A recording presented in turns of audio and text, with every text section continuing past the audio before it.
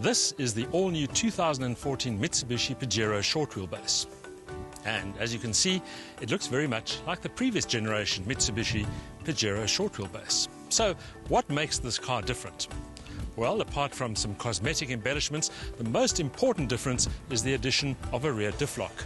For the rest, it's very much a familiar package, which means this is not really a case of making a new acquaintance, but meeting up with an old friend. We've come all the way to the scenic Cederberg to find out whether this car is as good as we remember, on and off the road. The Pajero has been a favourite among outdoor enthusiasts for decades now, and while the more spacious and more practical long wheelbase model has attracted a strong and loyal 4x4 following, its short wheelbase sibling has been the glamour child, with the looks and the urge to match. We met up with the latest iteration of Mitsubishi's Shorty in the Western Cape, starting with lunch at the Org de Rack wine estate near Piketberg. We then negotiated the Pekingese Kloof Pass, took a turn through Citrusdal, and then headed into the ravines and sandstone formations of the mountains separating the villages of the Sandveld from the cold Atlantic Ocean. By the time we reached the Buchenberg 4x4 trail, we already had a pretty good idea of what to expect from the feisty little newcomer. Ample urge, a surprisingly refined ride, and a close focus on comfort and convenience. Buchenberg offers a variety of trails ranging from relatively easy to downright challenging, including steep rocky descents and inclines, stretches of thick loose sand and sharp narrow turns. Ideal terrain therefore to put this latest Pajero short wheelbase through its paces. As I've mentioned before, this latest Mitsubishi Pajero short wheelbase looks very similar to its predecessor. In fact, you're really talking a couple of small cosmetic embellishments. But the basic car, the chunky stance, the wide tracks, the short wheelbase really makes it look like a true all-terrain. And in fact, that's exactly what it is. While too many so-called SUVs and all-terrainers end up being confronted with little more than speed bumps and curbstones, the Pajero isn't scared of rolling up its sleeves and tackling the great outdoors head-on.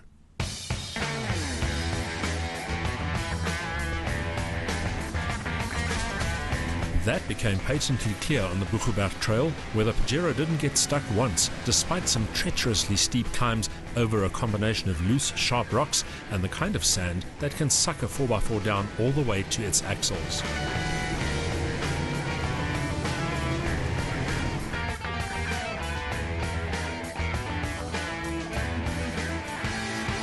The low-range all-wheel drive system made the most of the engine's grunt, and that new rear diff lock added a further dimension of traction to the package.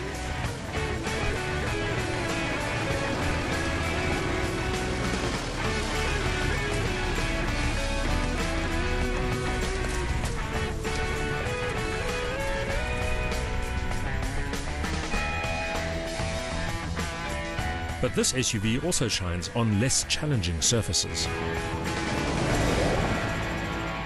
The Pajero nameplate and off-roading go hand in hand, and when you drive gravel roads like we are here, or even really tough off-road stuff, you can really see why. The short wheelbase, of course, a particularly adept vehicle when it comes to all-terraining, mainly because it is quite squat, quite chunky, it has those wide tracks, a raised ride height, and of course it is very nimble and maneuverable. As a result, the low weight also helps. And of course it has a pretty good 4x4 system. It has shift on the fly from normal rear-wheel drive to high four-wheel drive, and then it has two low-range settings, plus of course the new rear diff lock, which means that this vehicle is actually quite difficult to get stuck. Even people like me can drive off-road and look pretty good at doing it.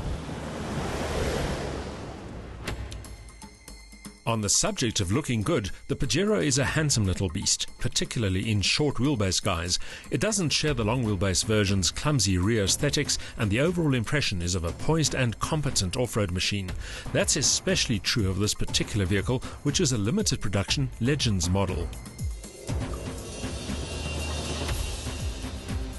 Coinciding with the launch of the 2014 short wheelbase Pajero is a Legend limited edition version, and that's in fact the vehicle that we brought here. As you can see, it has a lot of extras. These LED lights, for instance, also the chrome Nerf bar. What you can't see, tire pressure monitoring, special off-road tires, an air compressor under the bonnet, dual batteries, and the list goes on and on.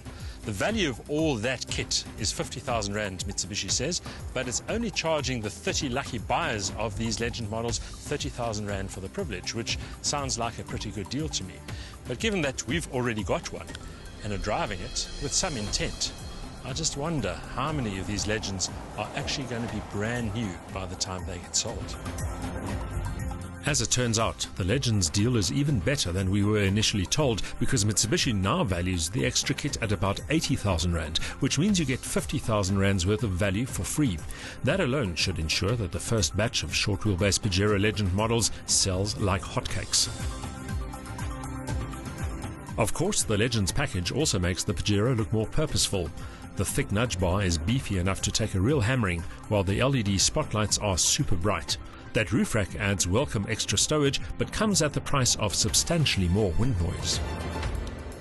There's good news and there's bad news when it comes to the interior of the Pajero short wheelbase.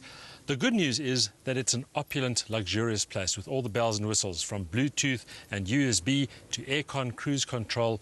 As I said, everything you could possibly desire.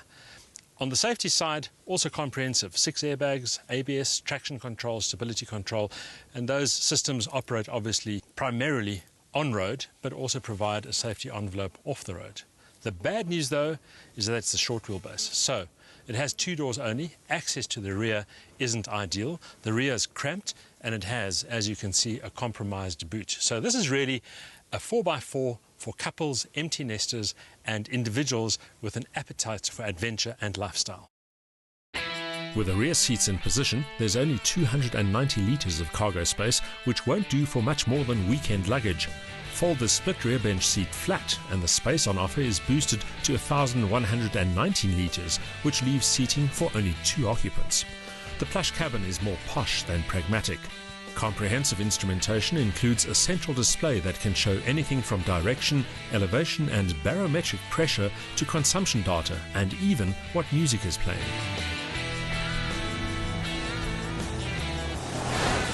All of this makes for luxurious long-distance cruising, a talent that's more important in the SUV context than many people realize. As much as we think of a Pajero as an off-roader, this is the kind of vehicle that isn't scared of playing the city slicker role as well, and that's a good thing, because if you think about it, wherever you want to go 4x4, you end up having to travel quite a long distance on tar. The short wheelbase is very comfortable, as we said before, as long as there are only 2 people in the vehicle. That rear has a bit of a cramped feel to it, so probably not ideal for long journeys. Has a great 3.2 litre turbo diesel engine producing 140 kilowatts of maximum power, 441 newton meters of torque, so long distance cruising is really effortless, and of course the very smooth automatic gearbox, which adds to the whole convenience of the experience. But most of all, it's the ability of the Pajero to take you almost anywhere, regardless of road condition or surface, that makes it such an attractive machine. Those gung-ho looks aren't just for show, they reflect a very real talent for getting you to the remotest of places.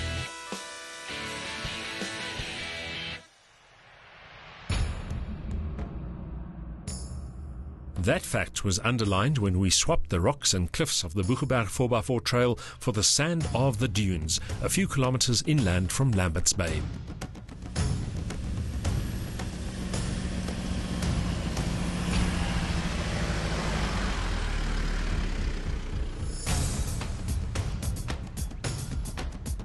We've already seen how capable this vehicle is in a variety of conditions, including here the sand dunes of the west coast near Lambert's Bay.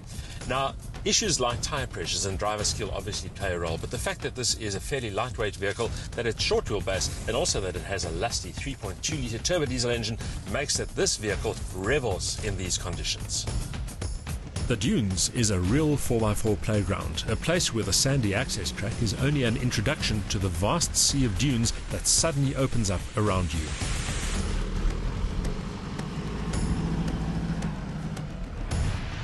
It looks and feels like a real desert landscape with thick sand and high dunes that may look inviting but can be treacherous to conquer.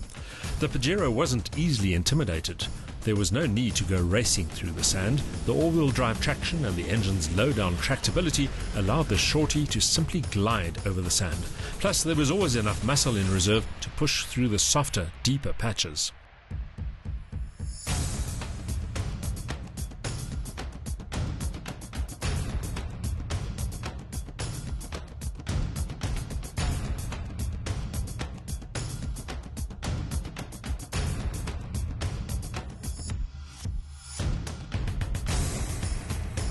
As we said from the outset, this 2014 Pajero short wheelbase isn't a brand new vehicle. Rather, it's a tweaked version of an old favourite. And of course, we have the Legends version, which adds a couple of nice accessories and extras. We've spent the past 2 days driving on a variety of conditions. Wide open tar, we've driven through rocky and quite challenging 4x4 terrain, and today we've spent some time in the dunes of Dodona, which has really shown us how capable this vehicle is across a wide variety of conditions and circumstances. So, what does this vehicle actually offer? It is relatively expensive, given that at 549,000 Rand, it still is very much a bit of a toy. I mean, it is a two-door vehicle with limited rear accommodation and a small boot. But having said that, for those people who are looking for something that is luxurious, that is great on the open road, but is truly capable in a variety of conditions and don't really need four-seater space, this is still going to be one of the top choices.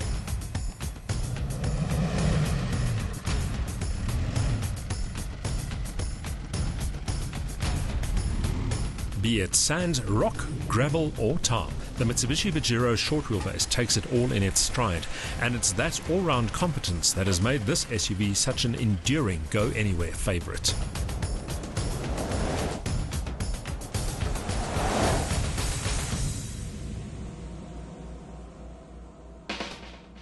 The Pajero's lusty turbo diesel engine, an excellent 4x4 drivetrain and compact dimensions all combine to offer excellent dynamics and authentic off-road talent. On-the-fly 4x4 shifting and high comfort levels are further highlights, but 2 doors, limited rear seating space and a small boot make this a two-person machine only.